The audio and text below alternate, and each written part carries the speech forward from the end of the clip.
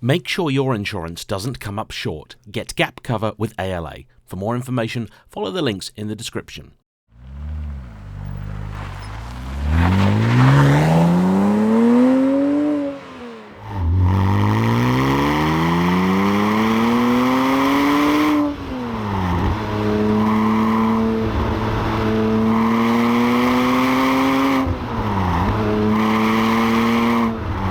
Hello everybody, today on the channel, something very special indeed. This is the first 4.1 litre converted 987 Porsche Cayman in the United Kingdom. It might even be the first one in Europe. But it's not mine. That's right, I was beaten to the punch. And as I know you've all been desperate to hear what a Cayman with a 4.1 in it is like, and to this car's owner, the lovely Alfie, has very kindly agreed to let me drive it, well, let's find out if all that money that he spent and I'm spending is worth it. Enjoy.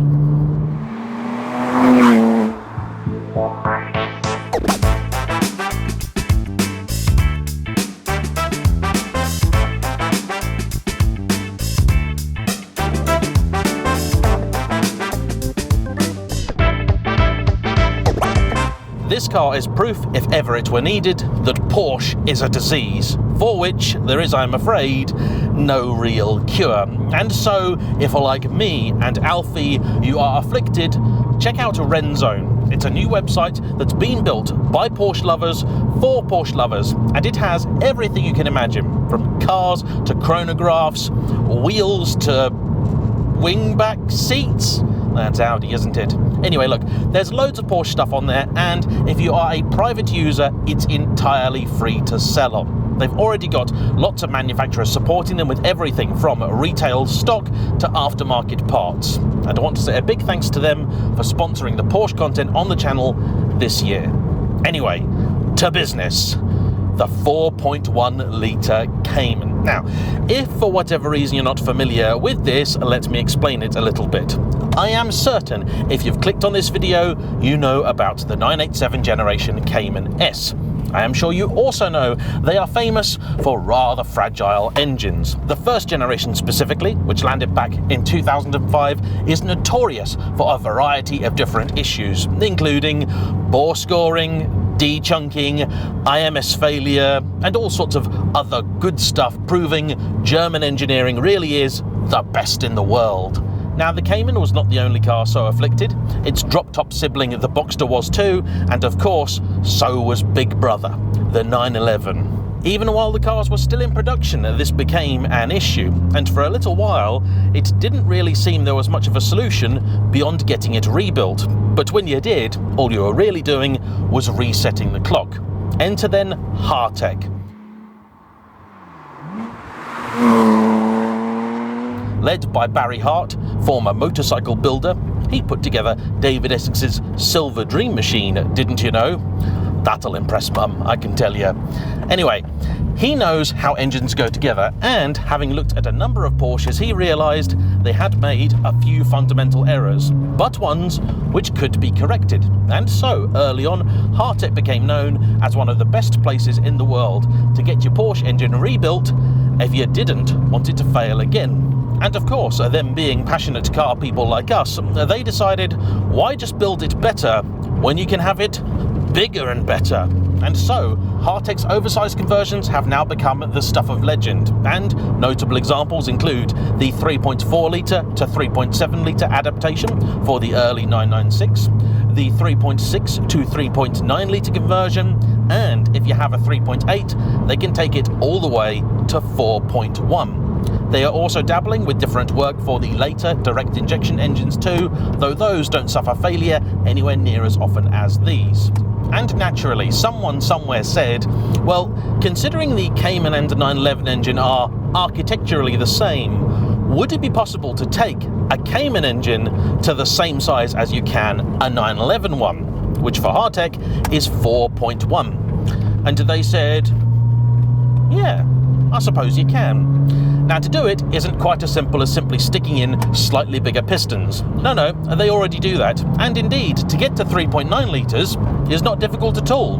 That's just an overboring. But to get that extra capacity to go all the way to the 4.1, you also need to stroke the engine. And to do that means getting a crank from a 3.8 and the associated rods. That's expensive.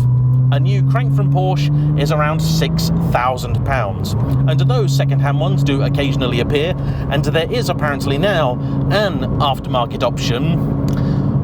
Would you want to trust it? Well, I'm not sure. I certainly didn't during my build, and so to go from 3.9 to 4.1 during a build, well, you're looking at about another £8,000 to £10,000. It is a more complicated build, so there is more labour involved. The cost of doing all of this? Well, all in, Alfie has spent around £30,000 on it. And the crazy bit, his engine wasn't actually broken. Nope, it was perfectly working. He'd had this car for 7 years and built it effectively as a track car. Now, when he got it, it did have this kind of GT4 body kit on it, which I'm not a fan of. The colour, though, an alteration he made last year, jet green, a Porsche PTS colour, I love that. The bonnet is real carbon, the roof is not. Inside we have a pair of off-brand aftermarket seats that I'm not entirely fond of, and honestly I think I might have broken, but they're creaking a lot anyway. There's quite a bit of other carbon fibre in here. Fairly convinced this is a short shifter too. The suspension is KWV3, as I have on my Boxster. He's also done many of the usual Porsche track car modifications, so different control arms, poly bushes. The brakes are currently running uprated pads, Padgett RSL 29s, but he's looking to do a ceramic conversion in the near future. To help get the power to the ground, the car has a wave track differential, and we've got some very grippy tyres too, wrapped around lovely bowler wheels. The car also has a catback exhaust courtesy of Top Gear, not the TV show, instead a confusingly named company here in Britain, that do have a range of exhausts for different cars and are quite reasonably priced. Though I have to say, I'm not overly enamoured of the sound.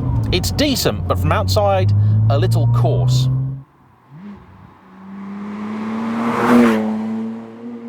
But I know what you want to know, the numbers. This car started life with a 3.4 litre naturally aspirated flat 6, making 296 horsepower. Torque was 251 pounds-feet. Now, at 4.1 litres of displacement and still naturally aspirated, there are also forced induction 4.1 builds out there in the States. Shock horror, I know. This makes 350 horsepower. And I know there's going to be a lot of people out there a bit disappointed with that. And I'm one of them. I really thought it would make a bit more than that. Now, for my own build, I'm expecting somewhere in the region of 370 to 380 horsepower.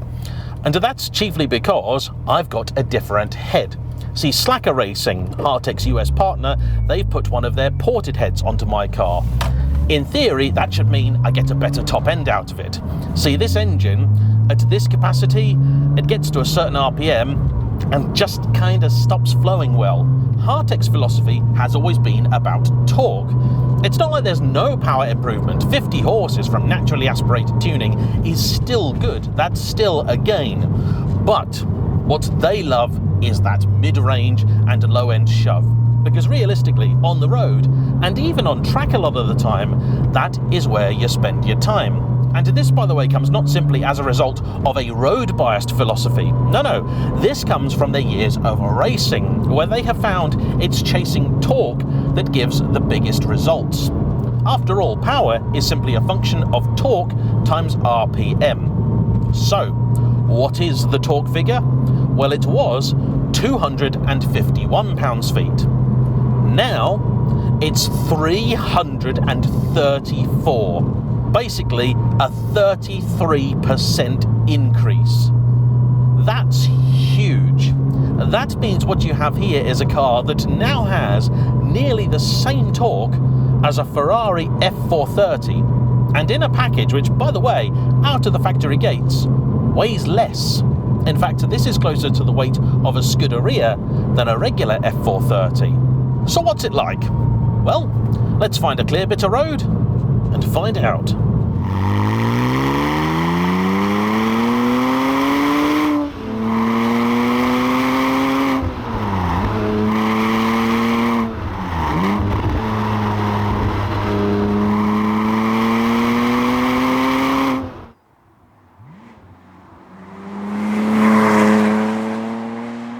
Now, to help my comparison, today I came up in my Boxster S.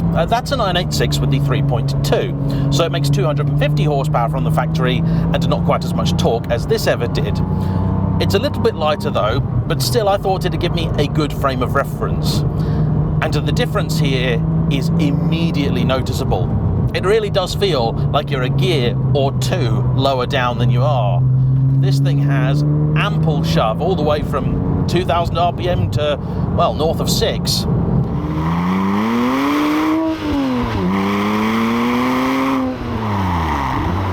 In my Boxster, waiting for the thing to rev up feels like an absolute chore. You're there for ages. In this, it rips right through the gears. But if you are expecting this to now feel like a GT3, well, it doesn't. And it was never going to.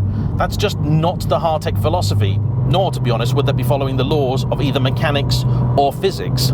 The engine in a GT3, certainly the Metzger one, is a very different unit to this.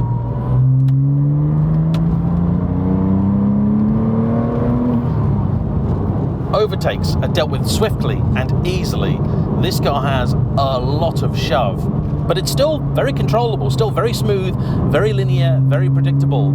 It's not like a turbocharged car where you get nothing, then everything, which can on occasion unsettle the chassis.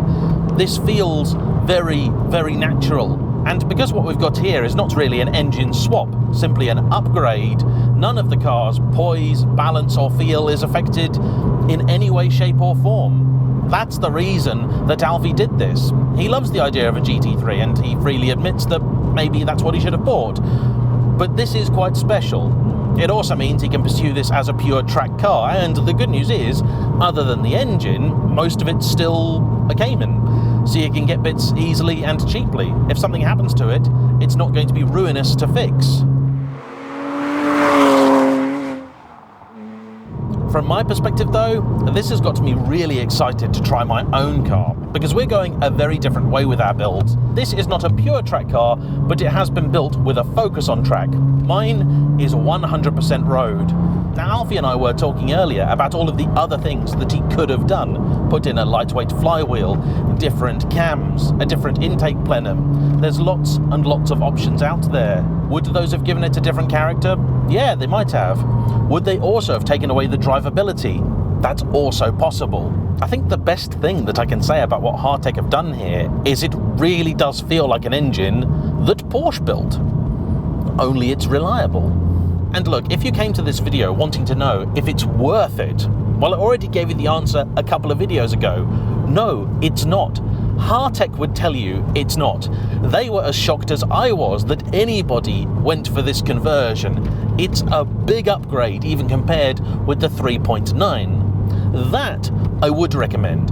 If you've got one of these, it has let you down, but you do love it anyway, go for that. It'll get you nearly all of the benefit of this, but at a much lower price. The funny thing, here in Britain, most people don't go for an upgrade at all.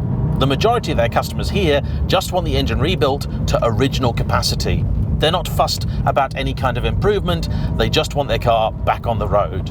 And I think for a lot of people it's to do that and then sell it and recoup their losses. The American market, meanwhile, almost exclusively goes for the biggest and best they could get. There are already a number of these out there in the States.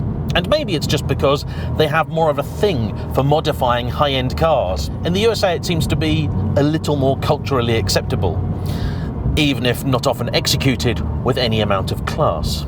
And if for whatever reason this kind of thing really does appeal to you, well, I'd recommend do it the way that I have. Buy a cheaper car with an engine that's already gone. Do it knowing you aren't ever going to get back all of your money, but do it to build your perfect Porsche. Bloody hell, a Porsche owner just waved at me. I don't believe it. Something's going wrong. Glitch in the matrix that. Now, much as you might think I'm jealous or annoyed at Alfie because he's beating me to having the first 4.1 in the country, I'm not. The reason mine is taking so long is me. Simple as that. The engine's been built for a while. We're just getting together all of the many parts I need to fix my dirt cheap 20-year-old Cayman. The really handy thing, though, is now he's got his, and we are building them differently, I have a frame of reference. I'll be keen to see what happens when mine goes on the dyno. We'll then know whether those heads really do make a difference.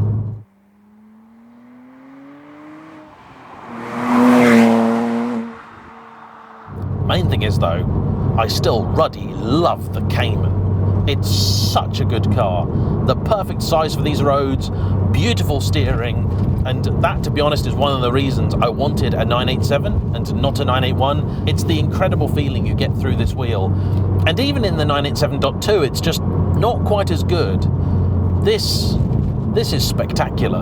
And to be honest, lose the carbon bonnet, roof, side scoops, and the wing at the back, all the faux GT4 RS stuff. I like the look of this. It's a cool car. And with that being said, I want to say a big thank you to Alfie for bringing his car down, and as ever, to you for watching. Don't forget to hit the like button, comment down below, subscribe if you haven't already. I'll see you for the next one. Bye-bye.